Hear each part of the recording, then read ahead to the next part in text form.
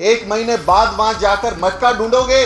कोई हत्यारा अगर किसी चाकू से किसी की हत्या करता है तो वो चाकू 1 महीने तक वहां रखता है। शर्म नहीं आती इन सवर्ण मानसिकता के घटिया जातिवादी पत्रकारों को कि वहां जाकर दलाली कर रहे हैं, अपनी जाति के आरोपियों के पक्ष में खड़े हो रहे हैं। कुछ तो शर्म करनी चाहिए। मक्कार भेड़िए दलाल पत्रकार नोएडा दिल्ली से चलकर जालोर जाते हैं और टीवी पर बैठकर ऐसा ढोंग करते हैं, झूठ फैलाते हैं। बाबा साहब डॉक्टर अंबेडकर 1920 में मूक नायक अखबार निकालते हैं और पहले ही अपने संपादकीय में लिखते हैं कि ये भारत का जो मीडिया है ये मनुवादी मीडिया है, ये अपनी जाति का हित साधने का काम करता है और बाकी जातियों के खिलाफ माहौल बनाने का काम करता है। सारी धाराओं में झूठे केस दर्ज होते हैं, सारी धाराओं में उसकी संभावनाएं होती हैं। बाकी जगह तो अब नहीं कहते कि आईपीसी की सारी धाराएं खत्म कर दीजिए, सीआरपीसी को खत्म कर दीजिए, बाकी के जो भी स्पेशल लॉज बने हुए हैं उनको खत्म कर दीजिए, लेकिन माहौल बनाते हैं आप SC/ST एक्ट के खिलाफ में। सामूहिक एकता दिखाइए, वो हत्यारों के पक्ष में खड़े हैं, आपको पीड़ितों के पक्ष में खड़ा ही होना होगा, आपको एक दूसरे की टांग खींचने से बचना होगा। जय भीम, जय जोहार, जय मंडल। मैं आया हूं बांदीकुई और मुझे तकलीफ है कि एक ऐसे मौके पर आना पड़ा जिसमें हमारे बहुत ही मासूम बच्चे, आप उस तस्वीर को अगर 2 मिनट देखेंगे आपकी आंखों से आंसू बहने लगेंगे। इतना मासूम एक बच्चा हमारा, उसको इतनी निर्ममता से मार डाला गया और उसकी शोक सभा में हमें आना पड़ा। ये इस बात की तकलीफ हमें ज़रूर हो रही है। काश मैं आपके यहाँ आता तो कोई खुशी का अवसर होता, किसी की शादी हो रही होती तो घोड़ी पर बारात निकल रही होती, कोई अच्छा किसी का जन्मदिन मनाया जा रहा होता, हम यहाँ घूमने आते, हम यहाँ दाल बाटी चूरमा खाने आते, लेकिन हमारे हिस्से क्या आया है? हमारे हिस्से इंद्र मेघवाल के नाम पर अपना शोक व्यक्त करना आया है। आज़ादी के 75 साल हम लोग मना रहे हैं। इस देश को हम कहते हैं आज़ाद हुए 75 साल हो गए। देश हमारा मंगल ग्रह पर पहुंच रहा है, चांद पर पहुंच रहा है, जाने कैसे कैसे आविष्कार कर रहा है और हमें इंद्र मेघवाल के लिए रोना पड़ रहा है। हमें जितेंद्र मेघवाल के लिए आक्रोश सभा करनी पड़ रही है। हमें किसी दलित आदिवासी पीड़ित वर्ग के बच्चे के लिए अपनी संवेदनाएं व्यक्त करनी पड़ रही हैं। ये शर्म की बात है, इस देश में ऐसा प्रचार किया जाता है, ऐसा दिखाया जाता है कि देखिए ये विश्व गुरु देश, इस देश की संस्कृति, इस देश में वसुधैव कुटुंबकम, ये पूरी दुनिया एक परिवार है, यहाँ रहने वाले सभी के सभी लोग आपस में मिलकर रहते हैं, ऐसी संस्कृति का दिखावा करते हैं और हमारे एक बच्चे को सिर्फ पानी की मटकी छू लेने भर पर उसको पीट पीट कर मार डालते हैं और वो खबर बाहर नहीं आती। 20 जुलाई का मामला है। 13 अगस्त को जब बच्चे की मौत हो जाती है तब दिल्ली जैसी मीडिया के पास खबर पहुंचती है, हमारे जैसे बहुजन मीडिया के पास खबर पहुंचती है कि बच्चे के साथ इतनी निर्ममता हुई है, इतनी उसके साथ दरिंदगी हुई है, इतनी निर्ममता के साथ उसको पीटा गया कि उसका पूरा शरीर नीला पड़ गया। और आज जब वो बच्चा इस दुनिया में नहीं है, वो इस जातिवाद का शिकार हुआ है, तो वहां से दिल्ली के जो दलाल मीडिया संगठन हैं, मीडिया चैनल हैं, उनके रिपोर्टर वहां जाते हैं और ऐसी पानी की टंकी दिखाकर कहते हैं कि वहां पर पानी का मटका ही नहीं है, मटके की थ्योरी झूठी है, वहां पर मटका था ही नहीं, सारे एक टंकी से पानी पीते हैं। ऐसे मक्कार भेड़िए दलाल पत्रकार नोएडा दिल्ली से चलकर जालोर जाते हैं और टीवी पर बैठकर ऐसा ढोंग करते हैं, झूठ फैलाते हैं, हमारे बच्चे को मार डाला, झूठ बोलते हो कि मटका है। 1 महीने बाद वहां जाकर मटका ढूंढोगे। कोई हत्यारा अगर किसी चाकू से किसी की हत्या करता है तो वो चाकू 1 महीने तक वहां रखता है। किसी को गोली मार देगा, वो बंदूक सबूत के तौर पर वहां रखेगा कि मैंने मारा था। शर्म नहीं आती इन सवर्ण मानसिकता के घटिया जातिवादी पत्रकारों को कि वहां जाकर दलाली कर रहे हैं, अपनी जाति के आरोपियों के पक्ष में खड़े हो रहे हैं। कुछ तो शर्म करनी चाहिए। एक मासूम बच्चा, उसकी तस्वीर की तरफ 2 मिनट देख लो, अगर तुम्हारी आंखों से आंसू नहीं निकले तो तुम मक्कार घटिया मनु की औलाद हो, जिसके दिमाग में, जिसके जहन में सिर्फ और सिर्फ नफरत भरी हुई है। और चूंकि मैं मीडिया से आता हूं, मैंने इस देश के 4 बड़े मीडिया संस्थानों के साथ काम किया है। एबीपी न्यूज़ के साथ में, न्यूज़ नेशन के साथ में, जी न्यूज़ के साथ में, इंडिया न्यूज़ के साथ में कई सालों तक काम किया है। और जिन भी संस्थानों में मैंने काम किया, कभी एक भी SC/ST पत्रकार से मेरी मुलाकात नहीं हुई। मैं वहां करीब 10 साल काम करके आया हूं, कभी एक दलित बैकग्राउंड का पत्रकार मुझे वहां मिला नहीं, एक आदिवासी बैकग्राउंड का पत्रकार मुझे वहां मिला नहीं जो सच्चाई दिखा सके, जाके वहां बता सके कि कैसे छैल सिंह जहां बैठता था उसकी जगह पर मटका रखने की जगह थी। कोई पत्रकार हमारा वहां जाके ये बताए कि उस टंकी में जब वहां 1 फीट पर वो नल लगा हुआ है, बच्चे को बैठकर पानी पीने में भी तकलीफ होगी, तो वहां कोई बड़ा जो टीचर है, कोई व्यक्ति है, वो बैठकर पानी कैसे पी लेगा? ऐसा बोलने वाले, बहुजनों की समस्याओं को उजागर करने वाले पत्रकार मीडिया में नहीं हैं।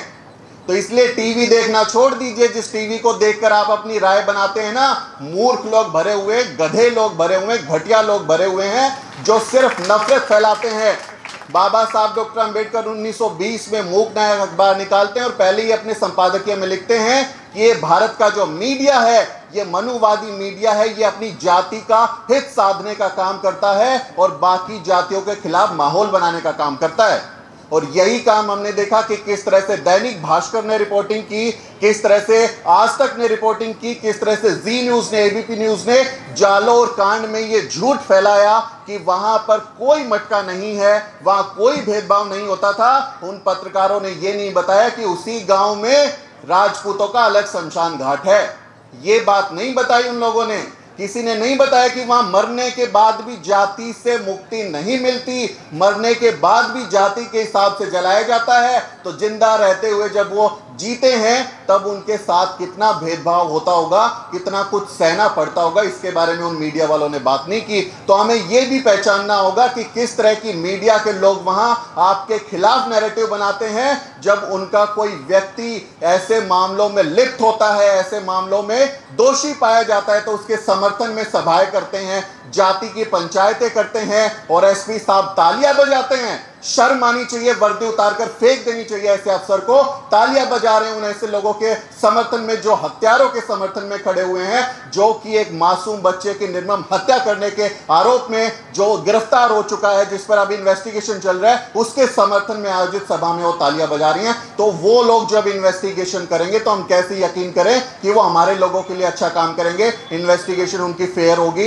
इन्वेस्टिगेशन उनकी सही होगी, हमें इस बात की भी आशंका है।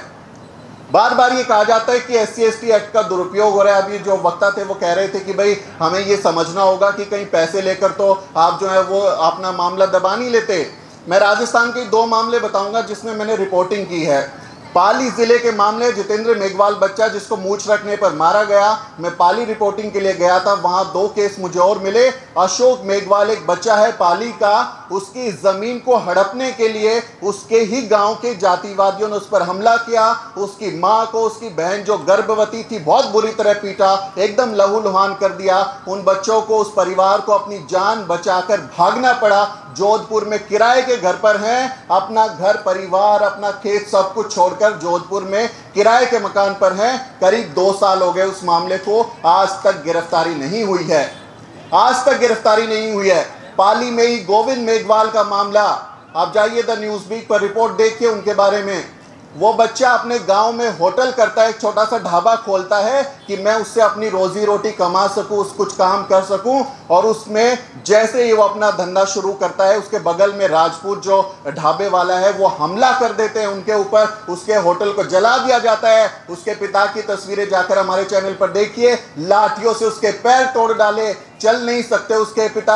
आज अपना घर द्वार छोड़कर वो बच्चा 10,000 में किसी के बर्तन धो रहा है, किसी के वहां काम कर रहा है, जो अपने पैरों पर खड़ा होना चाहता था। अब ऐसी सिचुएशन में आप देखिए, अगर वो उस घर परिवार, उस जगह पर रहता है वो बच्चा, उसके साथ कितनी दरिंदगी होगी। वो खेत में नहीं जा सकता, वो किसी दुकान से सामान नहीं खरीद सकता, उसको दूध कोई नहीं देगा, उसकी भैंस के लिए चारा नहीं देगा, उससे कोई बात नहीं करेगा। और सारे के सारे गिरोह बनाकर जातीय लोग जब सभाएं करेंगे और एसपी तालियां बजाएंगे, वो व्यक्ति अगर उस डर में, उस खौफ में अपने आप को जिंदा रखने के लिए, अपने परिवार को बचाने के लिए अगर समर्पण नहीं करेगा तो क्या करेगा? वो सरेंडर नहीं करेगा तो क्या करेगा? उसकी मजबूरी को भी हमें समझना होगा। हमें ये देखना होगा कि हमारे लोगों के लिए जो सिस्टम बना है, क्या वो वाकई में उनको मजबूत करता है या फिर उन्हें परेशान करता है, और परेशानी में हमारे लोग उस सिस्टम के आगे सरेंडर कर देते हैं। बार बार SC/ST एक्ट को और महिलाओं से जुड़े हुए जो कानून होते हैं, जिसमें बलात्कार और दहेज की जो धाराएं हैं, बार बार ये कहा जाता है कि ये तो उत्पीड़न के नाम पर झूठ बोलते हैं, फेक केस दर्ज करवा देते हैं और फिर पैसा लेकर ऐड कर ये सेटल कर लेते हैं मामले। झूठा आरोप किसी भी तरह से लग सकता है। मैं बोल सकता हूं कि भला किसी आदमी ने मेरा मोबाइल चुरा लिया, मैं बोल सकता हूं कि ये पुलिस वाले भाई साहब बैठ रहे हैं, इन्होंने मेरे ऊपर जो है मेरे को मारने की कोशिश की, इनके ऊपर अटेम्प्ट टू मर्डर का केस दर्ज कीजिए। मैं किसी पर भी झूठा आरोप लगा सकता हूं। तो सारी धाराओं में झूठे केस दर्ज होते हैं, सारी धाराओं में उसकी संभावनाएं होती हैं, लेकिन जरूरी है कि इन्वेस्टिगेशन जो है वो सही हो, अच्छे से निर्णय पर पहुंचे। लेकिन हल्ला मचाने के लिए बाकी जगह तो आप नहीं कहते कि आईपीसी की सारी धाराएं खत्म कर दीजिए, सीआरपीसी को खत्म कर दीजिए और बाकी के जो भी स्पेशल लॉज बने हुए हैं उनको खत्म कर दीजिए, लेकिन माहौल बनाते हैं आप SC/ST एक्ट के खिलाफ में, माहौल बनाते हैं आप दहेज उत्पीड़न के केस में, माहौल बनाते हैं महिलाओं की यौन हिंसा से जो बचाव के कानून है उन पे। तो ऐसी जो जातिवादी मनुवादी मानसिकता है उसको भी हमें समझना होगा और हमें ये देखना होगा कि हमारे लोगों के लिए कितना मुश्किल होता है न्याय पाना। सालों साल भटकते रहते हैं और आपके राजस्थान में तो न्याय की दर बहुत ही कम है। अगर 10 मामले दर्ज हो रहे हैं तो 1 मामले में न्याय मिलता है। आपके यहाँ डेटा उठाकर देख लीजिए NCRB का। आपके यहाँ तो ऐसे लोग सत्ता में बैठे हुए हैं जो जाति धर्म नाम देखकर मुआवजा तय करते हैं कि किसको कितना मुआवजा दिया जाएगा। आपके यहाँ तो सत्ता में ऐसे लोग बैठे हुए हैं जिसमें राज्यपाल और पूर्व मुख्यमंत्री जो हैं वो जातीय सभा करके कहते हैं आरक्षण को खत्म कर देना चाहिए। आपके संवैधानिक पद पर बैठे हुए राज्यपाल ये बात बोल रहे हैं। तो ऐसे लोगों का भी हमें देखना होगा कि इन माहौल में अगर हमारे लोग संघर्ष करते हैं तो उनके साथ खड़ा होना है, उनके साथ खड़े हो जाइए, क्योंकि अगर इनके बस की होगा तो वो लड़ेंगे न्याय के लिए, वो संघर्ष करेंगे और उस संघर्ष में अगर जीत होती है तो वो समाज में हौसला देगा कि अगर हमारे साथ जातिवाद होता है, अगर हमारे साथ कोई तकलीफ होती है तो हमारा समाज साथ खड़ा होगा। वो अपने बलात्कारियों के साथ खड़े होते हैं। बिल्किस बानो की तस्वीरें देखी होंगी, वो जेल से छूटे हैं तो उनको मालाएं पहना रहे हैं, लड्डू खिला रहे हैं। बीजेपी के नेता बयान दे रहे हैं कि ये सारे के सारे ब्राह्मण थे, इनके अच्छे संस्कार थे, अच्छे संस्कारों के कारण इनका जेल में आचरण अच्छा था इसलिए छोड़ दिया। वो बलात्कारियों के साथ खड़े हो सकते हैं, वो हत्यारों के साथ खड़े हो सकते हैं। क्या आप अपने समाज के पीड़ित लोगों के साथ नहीं खड़े हो सकते?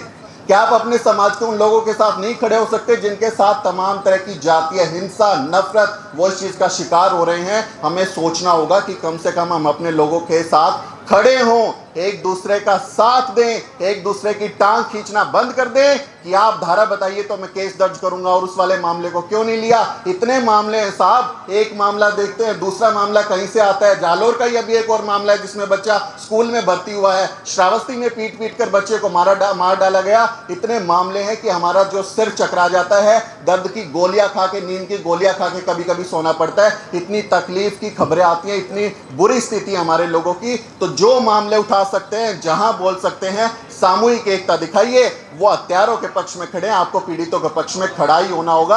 आपको एक दूसरे की टांग खींचने से बचना होगा। आदिवासी समाज के लोगों से मेरी अपील है, डॉक्टर जितेंद्र मीणा मित्र है, मैं आ रहा था तो गाड़ी में पूछ रहा था कि क्या आपके आदिवासी समाज के साथ भी अनटचेबिलिटी होती है। मैं दलित समाज से आता हूं, लेकिन आदिवासी समाज के साथ क्या अनटचेबिलिटी होती है? उनका कहना है कि चौखट के भीतर भी नहीं जाने देते बहुत सारे लोग, उस बर्तन में खाना नहीं देते जिसमें वो अपने अंदर घर में खाना खाते हैं, आपके हाथ का छुआ नहीं खाते। तो आदिवासी समाज को भी ये बात समझनी होगी कि कम से कम आपस में भाईचारा बहनचारा रखें, आपस में रिश्तेदारी रखें, आपस में रोटी बेटी का संबंध रखें। कम से कम जिन मनुवादियों को आप कोस रहे हैं, जिनको आप कहते हैं कि वो जाति भेद करते हैं, दलित समाज के लोग समझें, अपनी बेटी के लिए रिश्ता अपनी जाति में ना ढूंढें, अपने बेटे के लिए बहू अपनी जाति में ना ढूंढें, आपस में रिश्ते करें, अपना घर परिवार बनाएं, रोटी बेटी का संबंध बनाएं, साथ में खड़े हो, तब आपका मजबूत होगा। इस बहुजन एकता का जो ख्वाब है उसको सच करने के लिए आपस में हाथ मिलाना होगा, सिर्फ कहने भर से काम नहीं चलने वाला। मेरे को बस इस कार्यक्रम में थोड़ी सी शिकायत ये है कि महिलाएं नजर नहीं आ रही हैं आपके यहाँ पर। बाबा साहब डॉक्टर अंबेडकर कहते हैं, मैं किसी समाज की तरक्की को इस बात से आंकता हूँ कि वहाँ महिलाओं ने कितनी तरक्की की है। आपके यहाँ महिलाएं घरों में ज़रूर होंगी, लेकिन आप उनको ला नहीं पाए, या शायद वो नहीं, उनकी रुचि थी आने में। अगर आप उनको नहीं ला पाएंगे, आप उनको नहीं बुलाएंगे, तो वो किसी बाबा की वहाँ पर कथा सुन रही होगी, वो किसी कथा में कलश यात्रा में शामिल हो रही होंगी। आपको अपनी महिलाओं को, अपने घर की बेटियों को अपने साथ जोड़ना होगा। अगर आप सोचते हैं कि आप अकेले क्रांति कर लेंगे तो नहीं होने वाली। आपके अकेले से क्रांति नहीं होगी जब तक आधी आबादी को आप इस क्रांति में शामिल नहीं करेंगे, महिलाओं को अपने साथ नहीं जोड़ेंगे, अपने घर परिवार की महिलाओं को शिक्षित नहीं करेंगे, प्रथा प्रथा से, घूंघट प्रथा से उनको मुक्ति नहीं देंगे, उनके पढ़ने लिखने पर रोक नहीं लगाएंगे, आप उनके जीवन साथी चुनने पर रोक नहीं लगाएंगे, तब तक क्रांति भी आप सोच लीजिए कि ख्यालों में है, वो क्रांति होने वाली नहीं है।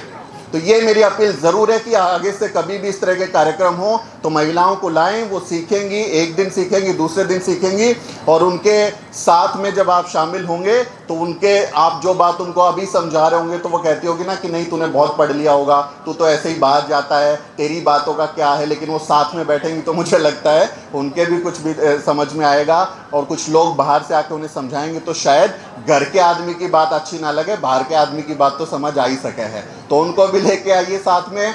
और ऐसे किसी भी मसले पर सामूहिक एकता का परिचय दीजिए। एक दूसरे की टांग खींचने से कुछ नहीं होने वाला, एक दूसरे के बारे में कुछ भी बोलने से कुछ नहीं होने वाला। जिन मामलों को उठा सकते हैं, जिन मामलों पर बोल सकते हैं, साथ खड़े हो जाइए। दलित, आदिवासी, ओबीसी, पसमानदा महिलाओं की एकता इस देश को रहने लायक बनाने के लिए बहुत ज़रूरी है। मुझे उम्मीद है कि आप सब लोग जाति भेद के खिलाफ, इस आदिवासी, ओबीसी, पिछड़े वर्ग, पसमानदा, दलित समाज के खिलाफ, बढ़ते अपराध के खिलाफ, हिंसा के खिलाफ, अत्याचार के खिलाफ एकजुट होंगे, और एक दिन हम एक ऐसा समाज जरूर बनाएंगे जहां कि इस इंद्र मेघवाल को पानी पीने की वजह से मरना नहीं पड़ेगा, जहां किसी बच्चे को पढ़ाई लिखाई के लिए मरना नहीं पड़ेगा, जहां हमारी किसी बहन बेटी के साथ अत्याचार नहीं होगा। बहुत बहुत शुक्रिया मुझे सम्मान देने के लिए, बहुत आभार। जय भीम, जय जोहार, जय मंडल।